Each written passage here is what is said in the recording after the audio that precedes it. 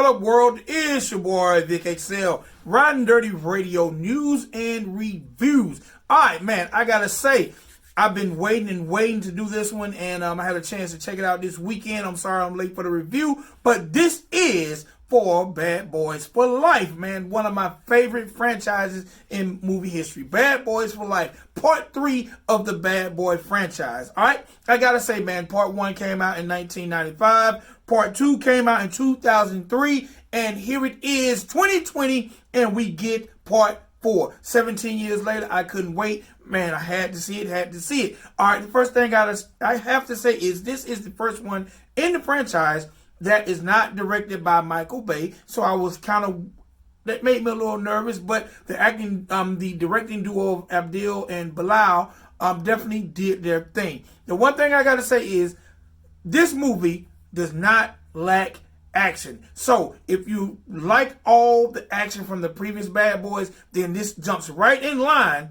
with the action that came from the 2 previous movies. So kudos on the action. Now, this movie basically picks up where it left off with detectives Mike Lowry and Marcus Burnett. Mike Lowry played by Will Smith. Marcus played by Martin Lawrence. They're back in the saddle of things. But, you know, just like before, my man Martin is always a little reserved. You know, Will is the wild and crazy bachelor. Martin is the family guy who's, you know, he's always a little more reserved and just never knows when to hang it up. Now, I'm not going to give you guys the ending of the movie, but I'm going to give you bits and pieces that intrigued me and that I like. This movie definitely has my man Martin Lawrence contemplating retirement. The movie starts with him. He's basically becoming a grandfather, and that's really cool. And you know, he's at the age they have to be late 40s, early 50s, but he's at the age where he no longer wants to run down bad guys. He wants to sit in his recliner and just enjoy the rest of his life, enjoy the fruits of his labor. Well, you know, of course, Mr. Mike Lowry is not with that, and you know, some things transpire in this movie which basically puts him on the cups of, you know what, I got to get this done. I got to take care of this situation. And he's definitely all in, and then Marcus isn't. Well, as things proceed, we're definitely introduced to the villains. What I really liked about this movie, not like the previous movies, the villains this time, they gave them a little meat. They gave them a little backstory, you know, something that maybe we didn't know previously, or didn't, you know, most villains just come, kill, murder, rob, kidnap, and here comes the good guys to save the day. Well, these villains, they gave a backstory. They actually put them into the movie. That way they can continue with the franchise if need be. And there's portions about the villain at the end that they kind of switch it up that seems a tad bit unbelievable, but I definitely get it. But they did give the villain some substance this time, so I really like that. The movie also definitely continues with the whole buddy, friendship, brotherhood that really is definitely needed, in my opinion, especially when it comes to African American males.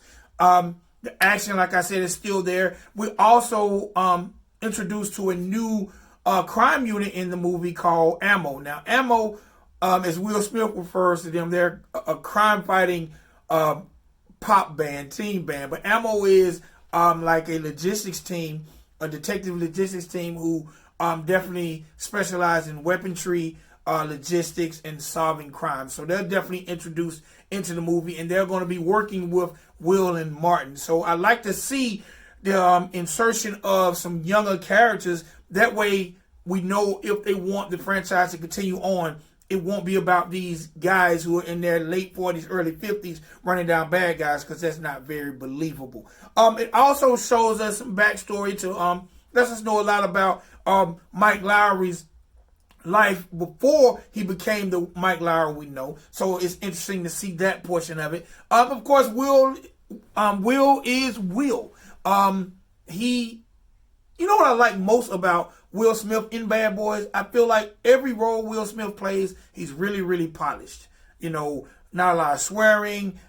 He's just really polished. This polished actor. In Bad Boys, he drops the N word one time. It's a lot of cursing, and he's more edgy. And I like to see that from Will. It shows that edge, and he can be edgy, and sometimes it'll help him relate to the urban community. So I like to see that from Will. It keeps us guessing when we're wondering about his true personality and who the real Will Smith is. So that I like. Again, movie is not short of action. It has a very, very interesting plot. Basically, there's someone murdering people that are definitely connected to Will and Martin and the whole police force. So they're turning up dead. So the guys are definitely wondering, will they be next? If they're going to be next, and how they should pursue this.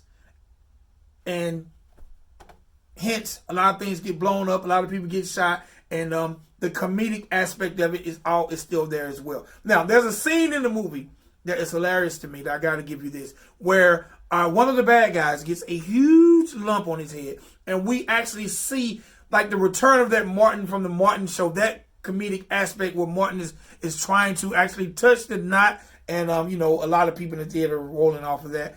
The chemistry, man, is definitely there. I don't know if they could do a lot more movies with Will and Martin, but if they could, I would love to see them, because these guys definitely have a kinship, a brotherhood when it comes to the screen. Sometimes it seems so natural, it makes you feel like there's not even a script. These guys are just going for dolo.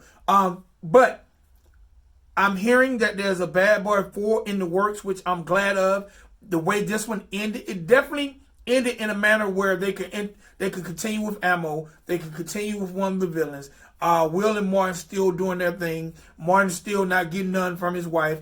Actually, Will has some love tension going on with one of the characters, so they can build off that. So there are a lot of building points in Bad Boys for Life that could lead to a Bad Boy 4. I'm hoping it's on its way. I'm hoping we'll see it really, really soon, and we don't have to wait another 7 years. But all in all, I waited 17 years, and it was well worth the wait. I'm definitely happy. Bad Boy 4 for Life did deliver. It gave me everything I wanted to see from the Bad Boy franchise. So I got to say, Bad Boys for Life gets a thumbs up from me and the entire Riding Dirty review staff. All right? If y'all get a chance, make sure y'all see Bad Boys for Life. Support the movie. I hated not seeing it directed by Michael Bay, but again, the new directors definitely did their thing. One time for everybody who were movie is off the chain. So if y'all get a chance, go check out Bad Boys for Life. It definitely gets a thumbs up from the Riding Dirty crew. Yeah.